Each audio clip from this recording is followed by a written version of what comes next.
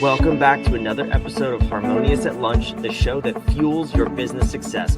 I'm Brandon Gano, your host and guide through the world of harmonious business growth. Today, we're unlocking powerful strategies with industry experts to help your business thrive. If you're a business owner, entrepreneur, or executive, you are in the right place. Join me and our incredible guests today on the journey to clarity, growth, and success. It is time to revolutionize your approach to business. Let's dive in with another episode of Harmonious at Lunch.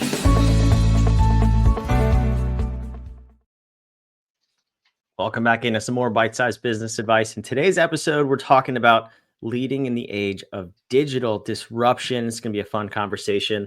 I have a very special guest with me, and this is an important conversation. A lot of people are navigating the world of leadership, maybe for the first time as a small business owner or entrepreneur, building a team, or maybe just going to a new position. So always a relevant topic. Mike Peterson, welcome to the show, and thank you for being here. Thank you so much for having me, Brandon. I really appreciate the opportunity. So I'm curious, from your perspective, leading in the age of digital disruption, we rely so heavily on tech. I know you have a background in IT, so maybe you like that, but the leadership world has changed in the last decade for sure. But as you look past over the past, 50 years, with some notable leadership books that have come out, it's an entirely different landscape out there. So what do you see from your perspective about the new age of leadership? Yeah, such a great question, and I think we all struggle with this a little bit, right? We're constantly hearing about new disruptions, new waves of technology that's taking the world by storm, um, and I think uh, the interesting theory that I've come up with is that you can no longer really be a good leader just by having leadership qualities. You need to take this kind of blended hybrid approach with a human focused leadership style, but really wrapped around technology. So in the book that I just wrote that came out in early April, um, I talk really about three main leadership competencies, which is trust, transparent communication, and accountability. And all of that needs to be wrapped in an air of what I call servant leadership. Servant leadership has been around since the 70s, coined by Robert Greenleaf, and I use it very differently than he used to use it. Right, in the 70s, technology was very different, and so what I mean about servant leadership is really making sure that your team has the technology that they need to succeed and be effective, be efficient, and really grow your business. So uh, there are pieces of leadership that haven't really changed for a long time, right? The trust, communication, accountability. But uh, what I talk about in the book is really, instead of using technology as a tool to lead, you lead through technology. So it needs to be really integrated into everything that you do as a leader. Oh, I like that distinction. Talk me through that, though. I mean, explain maybe in real life examples what the difference is between tool versus actually leading through technology. Yeah.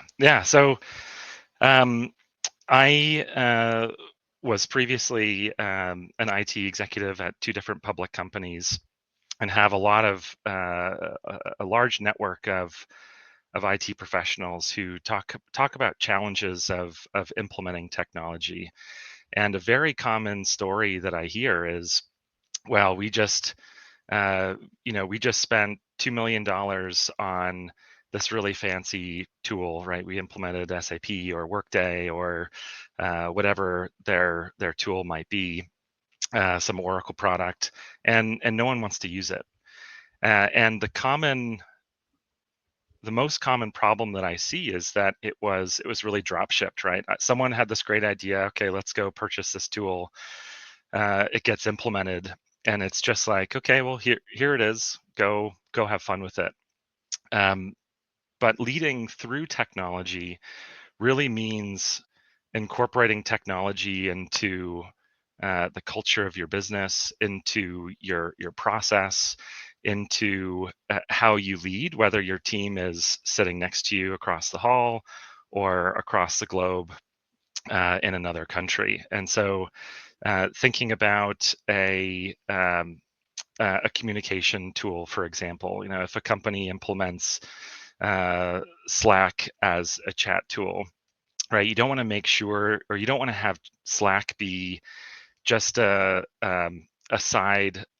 sidebar conversation hallway where people who like Slack can talk to each other, right? If you want to implement a communication tool, it needs to be an area that everyone uses, right? Whether you're an executive, whether you're talking about project teams, corporate communications, corporate announcements, uh, information for benefits or onboarding, open enrollment, whatever that needs to be. And so companies need to really think about um, how they're going to lead through this technology and really incorporate it into their everyday life before they make that decision to purchase it and drop ship it into the company. Yeah, it's interesting because this is we're going through this at my company right now. We've rolled out a new tool for um well, project management really is the core of it, but also, where everything in the company lives. We're not sponsored or anything, but Notion, I actually happen to love Notion. So, hey, if you guys want to sponsor the show, be happy to. But we're rolling this tool out, and I'm curious to know the best way to do this because some of the team loves it, some of the team hates it, and the adoption curve is steep on a tool like that. Other tools you mentioned, SAP. I don't know if you said Salesforce, but these are just some that come to mind where it is a learning curve. It takes adoption by people, and a tool is useless if not everybody's on it. So, Yeah. how do you actually walk through that so that from the executives down to everybody who needs to use that tool is does have it ingrained in their work life and their day to day process, basically? Yeah.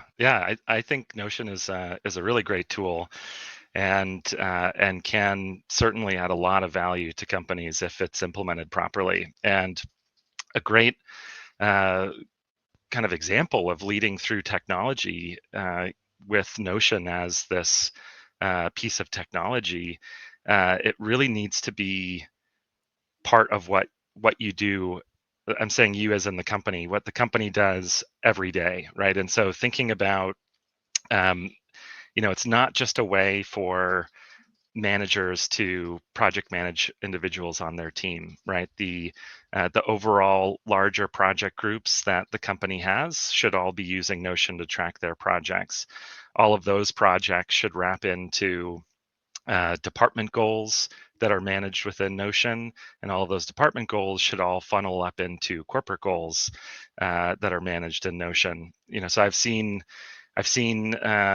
organizations where they have a project management tool, but when it comes to managing corporate goals, the CEO and the executive team says, I don't really have time to do that. We're not going to manage corporate goals in the tool. We're going to just have this be for everyone else. But it's really important, and I say this in the book a number of times, that leading by example is really one of the only surefire ways to make sure adoption spreads throughout the organization. People copy the behaviors that they see from the top, and so um, it would be a huge impact to the organization for at the next all hands meeting, the CEO is presenting, using some kind of metric or graph or chart, project plan that's put together in Notion about how all of these projects are rolling into corporate goals, right? And once people know that there's uh, this accountability that's going to roll all the way up into the top, people will start to see like, oh wow, this really matters, and this is important to everyone as far up as the CEO and hopefully the board as well. So that's a short answer, but I can certainly go on to give more details if you'd like. No, I mean, it makes complete sense, and I'm reminded of the phrase, "Rules for thee, not for me." Right? Leading by example is if you're not going to use the thing or practice the behavior, or whatever it may be, then how could you ever expect others to do the same and follow? So, I love that example. I want to talk about kind of the other old school type of leadership and how that transitions into the new digital age, again, some more practical ways, open door policies and management by walking around. I mean, these are great things, right? In old office buildings when we used to go to those things, and of course, some people still do, but it's a different age that we live in. It's a hybrid and digital age. So what do these practices look like in terms of both communication and relationship building between management, employees, leadership, all across the organization? How do we bring those philosophies and bring that to today's world? Yeah, yeah, and it's an interesting time back then, right? You could just kind of peek your head up over your cubicle wall and say, like, hey, what are you working on right now? And or catch up with someone at the coffee machine. And now you don't really have that. And I think one of the most important aspects of today's world is treating everyone consistently. So you have, whether you're hybrid or in the office with only a few people, remote, right? Make sure you treat the people who are in the office the same way as you treat the people out of the office. So we want to make sure that we don't have favoritism or triangulation, and that means hearing something that your leader said, not from their mouth, right? Someone else is telling you what they said. I had a leader that I worked with in the past to come in and do a trust assessment, and he led a fairly large organization with some of them in the office and some of them both remote within the U.S. but also in other countries. And um, very quickly, I started to see this common cycle of behavior repeat throughout his team. And so he would say to his remote people, he would say, "Oh, well, let's talk about this next time you're in the office 2 weeks from now." But he would have the conversation that same day with the people who are sitting in the office. And of course, those people would take that information and talk to their remote colleagues to say, like, "Oh, did you hear this yet?" Whether it's good or bad news, the remote people have the same reaction that, like, "Oh no, I haven't heard this," and no matter how accurate people are, there's always a little bit of this game of telephone, right? When they hear something through someone else, there's a certain degree of change to the message. Um, Whether that's good or bad, it's still not beneficial for the business. And so um, we really need to think about how do we change our behaviors as a leader to be consistent across our organization for how our organization is built today. Yeah, that's that's you're just making me laugh because it's like it's a very real and probably obvious situation, but for some reason, there's still a lot of leaders stuck in the past that think employees are not going to talk to each other. Like you think the virtual team's not going to hear that a week and a half at least before you said they're going to hear it. Yeah. Um, Very interesting. That's a side topic. But anyway, um, also looking at, the other piece of communicating with a virtual team is, and you mentioned it before, Slack, right? Like these text-based communication tools, and email's been around forever, so this isn't new, but how do you advise leaders to make sure we're communicating effectively and we're not being misheard or really misread by people? I think that's got to be one of the most common issues with written communication is that there's no tone, there's no body language, and sometimes you can misperceive what someone's actually saying if you don't know how they communicate that way. So, Yeah. how do we bridge that gap? Yeah. That is $1 million question, and I talk about this a lot in my book, and it really comes back to trust. And I feel like trust is often a word that gets thrown around, but Mhm. is more often than not misunderstood. And so when I talk to executives in other companies, I hear, "Oh, well, Brandon's remote. He's working on this project. I don't need to talk to him for another couple of weeks because I trust him to do this work." And they think, okay, well, if I just leave him alone, that shows that I trust him. So everything should be great, right? But that is really not what I believe trust is in this modern era. I think trust uh, is defined as the mutual belief that we're operating in the best interest of the company. And so the only way to build that is to effectively plant a garden, right? You can't just say, I trust you fully, Brandon. You now say you trust me, and mean it, please. Um, and will be great, right? You have to to kind of repeatedly show through communications, through actions, through behaviors, through your values that you actually do want what's best for the company, and that takes a lot of effort. And so it comes from uh, um, having empathy, showing vulnerability, but also things like building relationships. And one of the another very common mistake I see that is so easy to fix is companies that have these department wide meetings with no video on. It's really hard to build a relationship with a black square on your screen that says MP on it, with a picture of me holding my dog. But if my video is on, it doesn't matter if I'm in my PJs. It doesn't matter if I'm, kind of in the car in on the way to my next meeting. But it shows that you're human, right? Humans like to build relationships with other humans, and having that video on in these calls is incredibly beneficial. And it's really only awkward the first couple of times you do it. Once you build it into the culture of your organization, it just becomes natural. And I think it's incredibly important. And then it becomes awkward on the flip side. If someone does have Yeah. their camera off, what Yeah. are they dead? What's going on? Yeah. Yeah.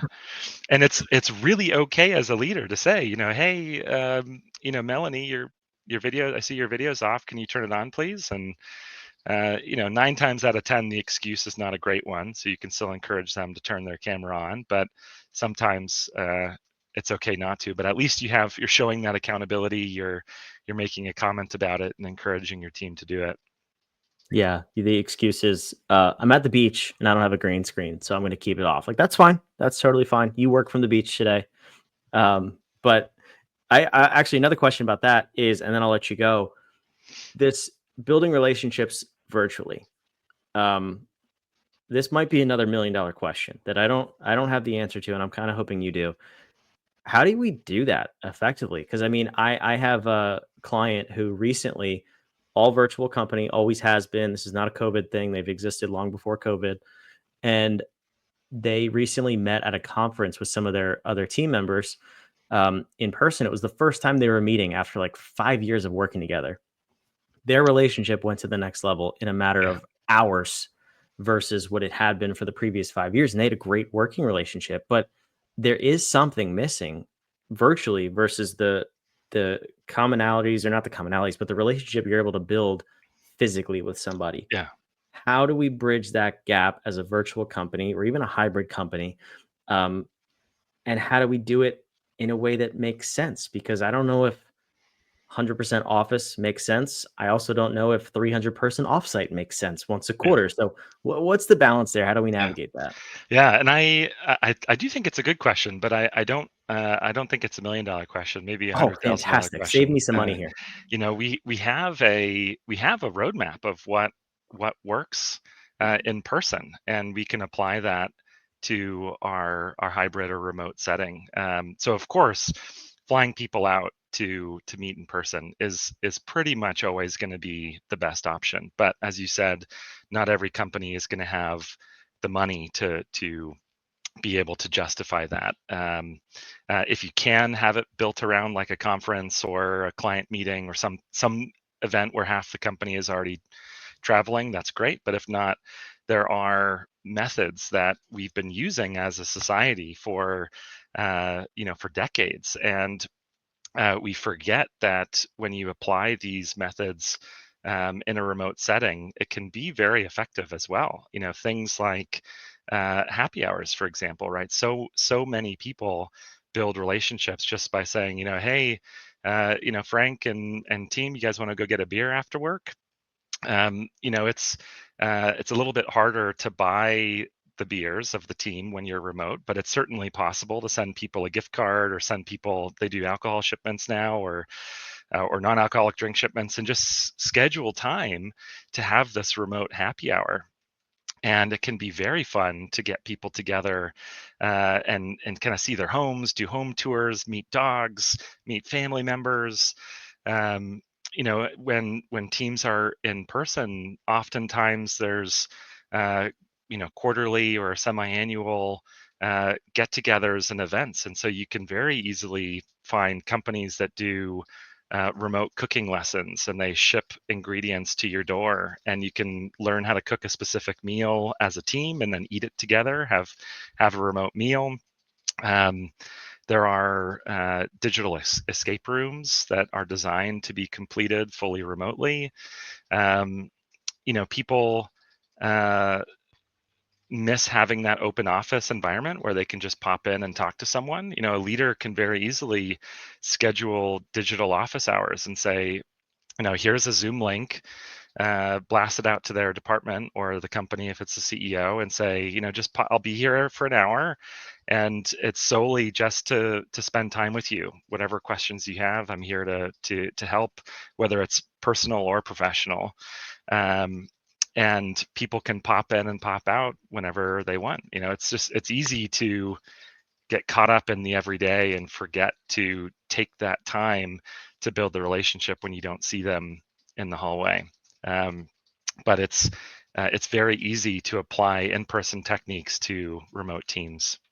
Yeah, I like it, and you're right. We've been doing it. There's just maybe a new way or a new tool to accomplish it. So I like that perspective, and thanks to COVID, I think it kind of spurred that stuff. I mean, there Mhm. are now companies that specialize in virtual team building with Yeah, escape rooms and other things you mentioned. So a lot of cool options out there, and you're only limited by your own creativity in some yeah, cases. yeah. So, Mike, this was a fantastic episode. I appreciate it. The book you mentioned just came out. Congratulations, by the Thank way. you. I'll toss your website on the screen. Where should people go and buy it? And remind us of the title one more time. Yeah, the book is Leading in the Age of Digital Disruption, and you can buy it on Amazon or wherever you typically buy your books. It's spreading to more and more retailers across the web. I love it. Well, thanks for being here. Thanks for spending some time with us. Wherever you're watching or listening, go check out the show notes down below. The link is down there. You can learn more from Mike and leading in the digital age. We'll see you next time on Harmonious at Lunch. Thanks for listening to another episode of the Harmonious at Lunch podcast. Make sure you subscribe on whatever platform you're on, and we want to invite you to join us in the Small Business Success Facebook group, our private group where guests and listeners come together to grow your business. We want impact-driven entrepreneurs who are ready to go to the next level in this group so we can all share ideas, collaborate, and grow our businesses together. Go to whatif.com/group, and we want to invite you to join today. See you on the next episode of Harmonious at Lunch.